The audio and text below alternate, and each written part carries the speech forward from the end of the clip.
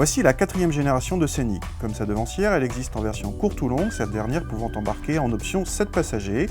Le Scénic long mesure 4,63 m, soit 3 cm de plus que le grand C4 Picasso. Le nouveau Scénic se veut un peu plus SUV, notamment avec la garde au sol rehaussée de 4 cm. Tous les nouveaux Scénic ont droit à des roues de 20 pouces, favorisant le design. À l'intérieur, la planche de bord reprend le combiné d'instruments de la Mégane et ici le grand écran central vertical fourni en série sur la finition Intense qui commande les aides à la conduite. La boîte à gants s'ouvre en tiroir comme sur le Captur. Entre les sièges, on retrouve également le grand rangement coulissant. La qualité de présentation est correcte sur la partie supérieure, moins en dessous. Notre version d'essai la plus puissante en diesel relance facilement, y compris à haute vitesse, même si la boîte d'essai, obligatoire avec cette motorisation, gomme les sensations. Le 1,6 litre DCI se montre un peu grondant à l'accélération, mais devient plus discret par la suite. Côté châssis, le Scénic prend peu de roulis et se montre plutôt agréable pour la catégorie, préservant en même temps un confort correct.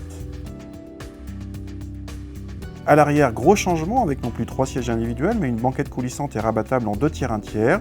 On perd donc en modularité, mais on retrouve à part ça toutes les astuces typiques du monospace, comme la tablette aviation ou les trappes aux pieds des passagers. L'habitabilité a légèrement régressé.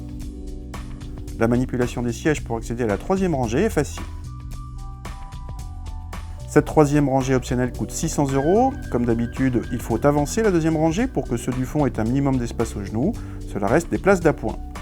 En configuration 5 places, le coffre dépasse de peu les 500 cm3, un chiffre qui grimpe de 200 cm3 sans l'option 7 places.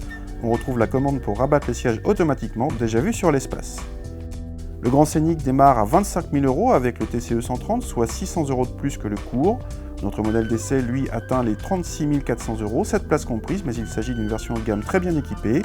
A noter que tous les nouveaux Scénic ont droit au freinage automatique d'urgence dès l'entrée de gamme. Bravo!